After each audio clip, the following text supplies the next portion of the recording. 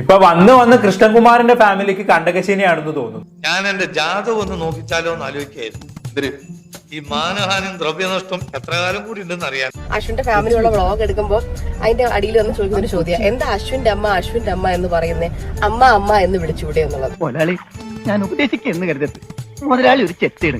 ഞാൻ അശ്വിന്റെ അമ്മ അല്ലെങ്കിൽ ആന്റി എന്ന് വിളിക്കുന്നത് ആന്റിക്ക് ഒരു കുഴപ്പമില്ല.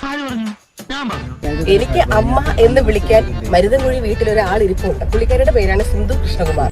ഇനി മുതൽ ദിവ്യമോള് സുഖേട്ടന് അച്ഛാന്ന് വിളിക്കില്ല. അയ്യോ അതെന്ത്? എന്നെ അമ്മാന്ന് വിളിക്കില്ല.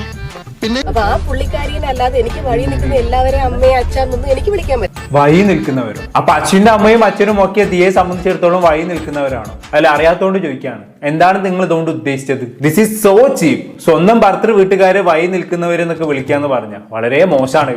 എത്രയായാലും എന്റെ സ്വഭാവം ഇത്രയെങ്കിലും കിട്ടാതിരിക്കുമോ? പിന്നെ വിത്തുഗുണം പത്തുഗുണമല്ലേ? അശ്വിൻ ഒരിക്കലും വന്ന് എന്റെ അമ്മയെ കണ്ടിട്ട് അമ്മേ അല്ലെങ്കിൽ എന്റെ അച്ഛനെ കണ്ട അച്ഛാ എന്ന് വിളിക്കത്തില്ല. അങ്ങനെ വിളിച്ചാൽ ഞാനും ചോദിക്കുന്നത് എനിക്ക് ഭ്രാന്താണോന്നേ ഞാൻ ചോദിക്കുന്നത്. നീ എന്നാ താക്കറൊന്നും മിണ്ടാത്തെ? അവരൊക്കെ വലിയ ആൾക്കാരല്ലേ കേട്ടോ, മാമിനോടും തോന്നല്ലേ. കുറച്ചൊക്കെ വാക്കുകൾ സൂക്ഷിക്കണം കേട്ടോ. എന്തും വായ തോന്നി വിളിച്ചു പറയാനുള്ള നിലപാട് പാടില്ല. എല്ലാവർക്കും അവരവരുടെ അമ്മ അച്ഛനൊക്കെ ഉണ്ടല്ലോ, അവരെയൊക്കെ വിളിച്ചാൽ മതി. ഇനി ഇല്ലാന്നുണ്ടെങ്കിൽ ബാക്കിയുള്ളവരെ പോയി വിളിച്ചോളൂ. ചോദിച്ചു പോയവൻ ഓമ്പി. അത് മാത്രമല്ല, ഇപ്പൊ നാളെ ഓമി കല്യാണം കഴിച്ച് വേറെ എങ്ങോട്ടെങ്കിലും പോകുന്നു. അപ്പൊ ഓമിയുടെ വൈഫിന്റെ അമ്മേനെ ഓമി ചെന്ന അമ്മ എന്ന് വിളിച്ചാൽ ഞാൻ അവരോട് ചോദിക്കും, അപ്പൊ ഞാൻ ആരെന്ന് നിനക്ക് വല്ല അസുഖമുണ്ടോ? ഞാൻ ഉറപ്പായിട്ടും ചോദിക്കും. എനിക്കിപ്പോ ഓമി വേറൊരാളെ പോയി അമ്മ എന്ന് വിളിച്ചാൽ എനിക്ക് സ്ട്രെസ് ആവും.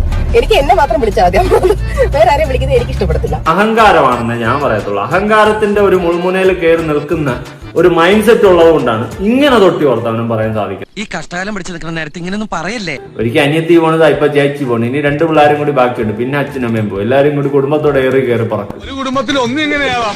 എങ്ങനെയാണോ എല്ലാവരും ഒന്നുപോലെ ആയി പോയത്? എവിടെയോ ഈ സംസാര രീതി ഇവരത് ഭയങ്കര സീനാണ്.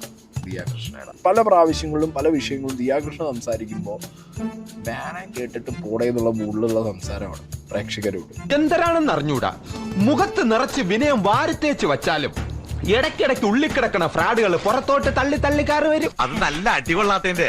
എല്ലാവർക്കും അവരവരുടെ പിള്ളേർ അമ്മ എന്ന് വിളിക്കുന്നതായിരിക്കും ഇഷ്ടം. എല്ലാരും കൂടെ വന്നിട്ട് അമ്മയെന്ന് വിളിക്കാൻ കാവിലെ അമ്മയൊന്നും അല്ലല്ലോ. അമ്മ ഇല്ലാണ്ടായാ പിന്നെ അമ്മയൊന്നും വിളിക്കാൻ കൊതിക്കും. അമ്മയെന്നൊക്കെ വിളിക്കാമല്ലോ. Be sweet to all people. Okay, തൽക്കാലം ഇത്രയും മതി. വരട്ടെ.